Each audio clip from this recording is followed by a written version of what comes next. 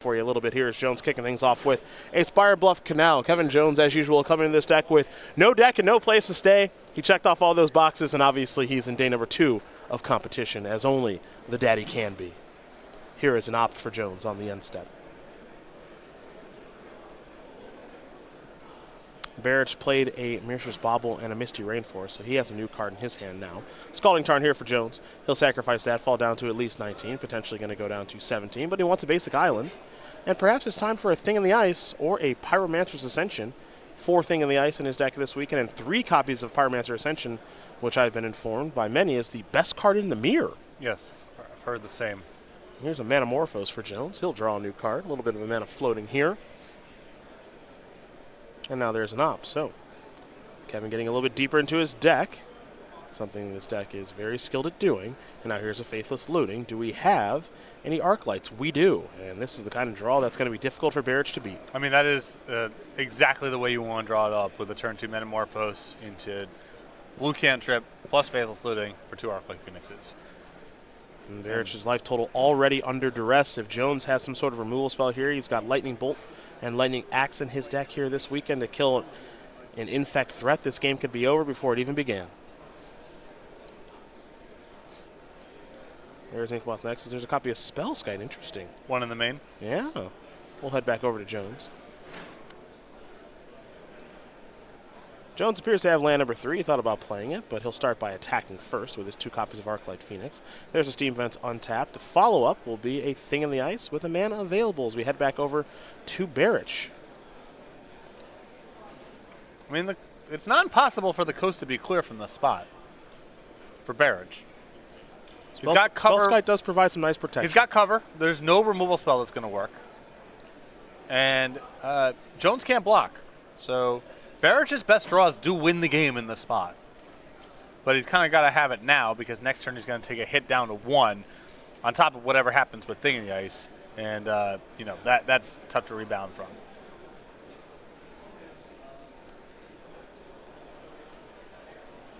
Both these players, the great start to this tournament at 8-1. Barich lost playing for 9-0 in the last round yesterday, as there's a copy of Glistener Elf. We're going to pass that turn back. Jones is going to play an opt and remove a counter from Thing in the Ice. So Jones will scry the top card to the bottom, draw a fresh one there from the opt, and a fresh one for the draw step on his 4th turn of the game. This is going to be a Scalding Tarn. He'll sacrifice that Scalding Tarn and get himself a basic mountain. Jones loves playing these tempo decks with a lot of cantrips and a lot of decisions. He's made a history of doing this over the past 4 or 5 years now, and has gotten better at it every single year. So here's a copy of Manamorphose. Thinking the ice is going to fall down to 2 counters. That is a Serum Vision, saying the ice is going to fall down to 1 counter. And Jones will now draw a card and scry 2. Consult the hand before resolving the scry. And it'll be 1 on top, 1 on bottom there for Jones, and now the follow-up will be a copy of Lightning Bolts. Arclight Phoenixes will go back to the grip. Faithless Looting will allow Jones to, of course, discard those 2 copies of Arclight Phoenix. Awoken Horror did bounce the Glistener Elf. One thing it did not bounce is the Spellskite, because it actually is a horror. It's a horror. And now Arclight Phoenixes will return.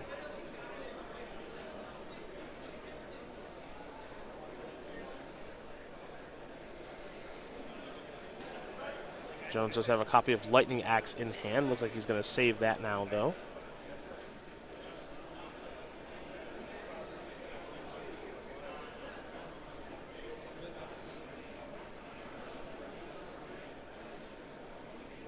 Looks like Spellskite's going to jump in front of the Thing in the Ice. There's a Lightning Bolt to go upstairs, and Kevin Jones is going to very easily and quickly win game number 1 there over Aaron Barich, as Barich is immediately sideboarding out a lot of cards here. So I do want to take a look at his sideboard. You have to imagine that he's somewhat prepared for this matchup, because it is so common here in Modern at the moment. 2 Spellskites, 2 Ceremonious Rejection, a Dispel, a Dismember, a Dissenter's Deliverance, a Nature's Claim, 2 Ravenous Trap, 2 Spell Pierce, 2 Nissa, Voices Endicott, and a Distortion Strike. Is there anything that stands out to you? Because he is sideboarding very quickly. So I definitely want the Dismember, because if you can win the battle over Thing in the Ice, I think the deck becomes a lot more. Izzet Phoenix is pretty modest in this matchup. I don't mind the Dispel and the 2 copies of Spell Pierce also. but it looks like Barich is bringing in quite a few cards.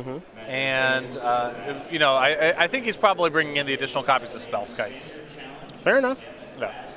On Jones' side, he's doing a little work on his deck as well, getting ready for this second game with 2 Crackling Drakes, 2 Abrades, 2 Ceremonious Rejection, 2 Spell Pierce, 2 Anger the Gods, a Beacon Bolt, 3 Molten Rains. Okay, Kevin. And a Shatterstorm. Doesn't want to lose to War Prison here this weekend. I like the 2 copies of Abrade. I like the 2 copies of Spell Pierce. And I think Anger the Gods and Beacon Bolt are not great in this matchup, but probably serviceable. I think they're a little too slow given their sorcery speed nature. Yeah. It's going to make it a little tough. You don't really want to interact with Infect that way, in my opinion, though I do like the idea of Abrade and Spell Pierce here in the matchup. Yeah, those are the easy ones to bring in. The Angers and the Beacon Bolt, could take it or leave it. Probably have to sideboard out the Pyromancer Ascensions in this matchup. Maybe a little bit too slow, especially on the draw. Yeah, I don't think that the game gets determined that way. Yeah. It's not like Pyromancer's Ascension is about where, I need to break open with having more stuff to do. And this matchup is much more about, can Jones just weather the initial storm? Not, Sure. is he able to win the game once Barich is out of stuff to do? Well, both players have found a configuration that they're happy enough with. We'll get game number 2 underway here in just a moment. As we work our way through round number 10 of competition, Brian Gottlieb, Jerry Thompson, they'll be stepping in the booth for the next couple of rounds here for you folks, rounds number 11 and 12, before Patrick and I are back for 13 and 14. A lot of work to be done here on this beautiful Sunday from Cleveland, Ohio. Day 2 metagame breakdown. Lets you pick the quarterfinals, see who's going to make the top 8. Big opportunity here for both Matthew Dilks and Edgar Magaish. As there's a Spellskite for Aaron Barich.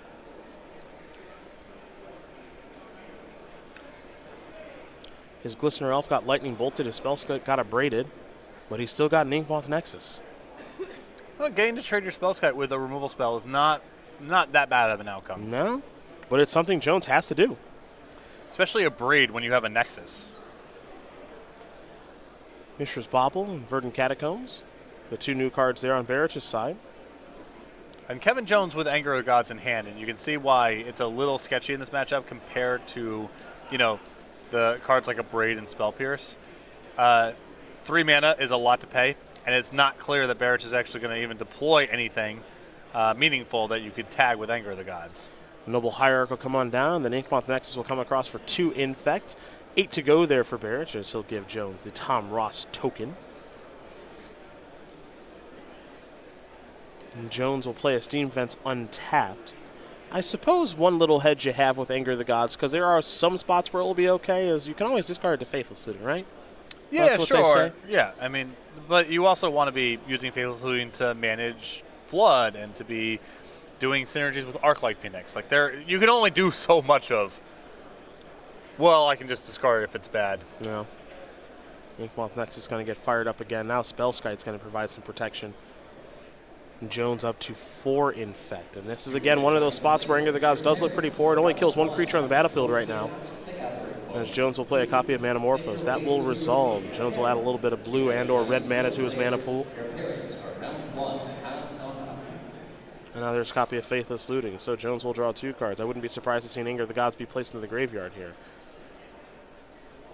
But we know there's an Arclight Phoenix headed that way to go along with the Polluted Delta. So Faithless Looting is done resolving. Still a little bit of mana floating here for Jones from that Manamorphose. Unclear if it's a blue or red mana, but there is mana floating nonetheless.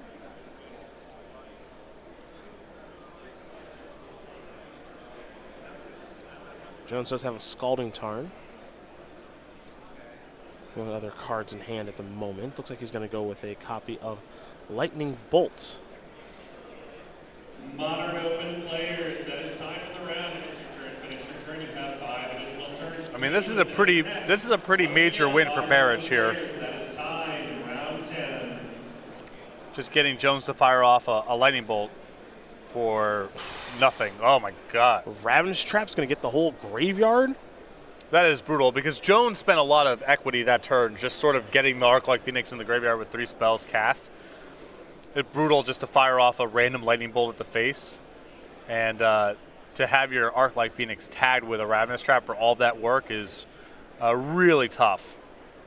You saw Distortion Strike come down.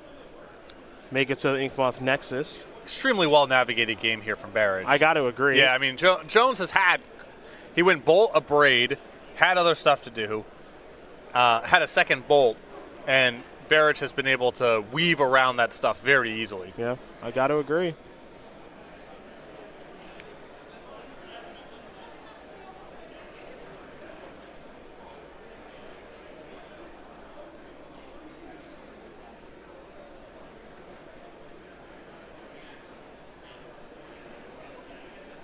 Now here is Anger.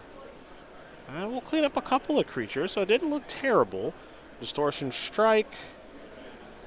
Attack with the Nexus. Finds the Vastwood. And folks, we are all done. So Aaron Barich is going to tie things up here against Kevin Jones. Very well played game by your former Invitational champion on the left there, Aaron Barich. He'll go back to the drawing board a little bit here, it appears. But Ravenous Trap was maybe not one that we expected to come in, but it looked pretty good there. Yeah, I never know really how to, evaluate the exiling stuff against Phoenix, because it has moments of being good against art like Phoenix. Doesn't do anything about Thinking Ice, and it's, kind of embarrassing against Crackling Drake. But if nothing else, just doing stuff for 0 mana, like the way that the Phoenix beats you, I think almost beats all decks, is they just cheat on mana so much. They get so much value out of Arclight Phoenix entering the battlefield while you're taking game actions you would do anyway. And if you can cut out that element of the deck, they're playing a much more fair game of Magic. That was the perfect spot for Ravenous Trap too. It was Jones's whole turn, and he used his resources pretty inefficiently there in an effort to get an Arclight Phoenix down to block. That's sort of the idealized spot for something like Ravenous Trap.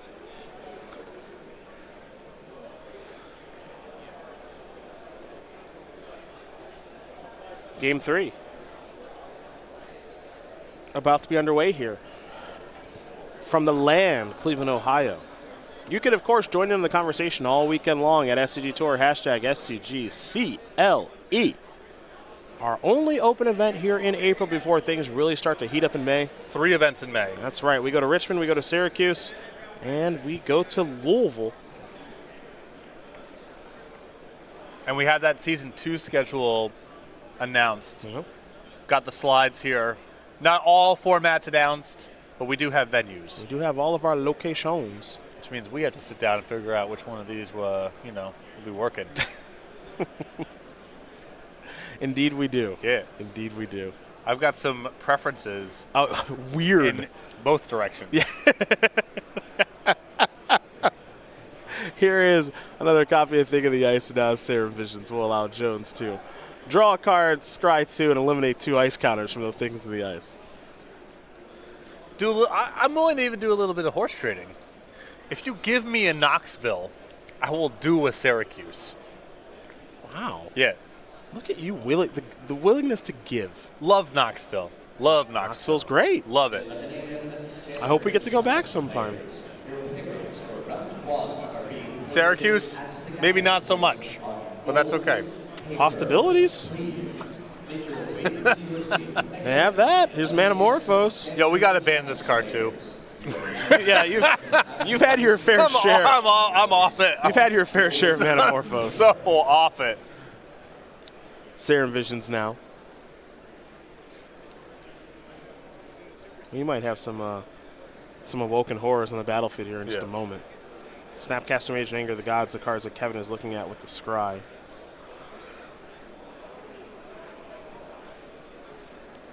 Looks like he's going to put Snapcaster on top, Anger the Gods underneath it. Now there's a Thought Scour for Jones. A little bouncy action. Awoken Horrors have arrived, plural. And now Beatdowns. And that's a pretty fast clock, folks. It's a pretty fast clock. Barich's draw here was a little slow setup here. Pretty good against removal, but not this.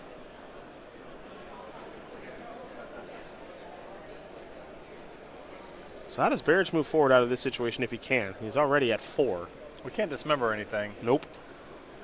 He can double block and try to pump spell his way out, but Jones still has 5 cards in hand or whatever. Doesn't feel like a winning line, is what I would say.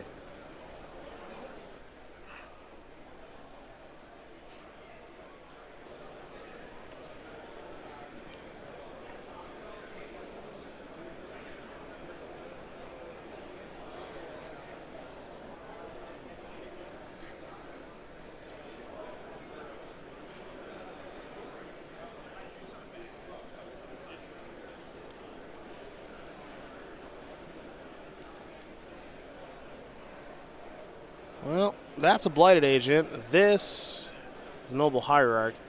But these cards are just going to get overpowered, and Jones is going to play that Anger of the Gods that he left right on the tippy top, folks. Like he could see it all coming. Kevin Jones going to win this game and match here over Aaron Barich 2-1.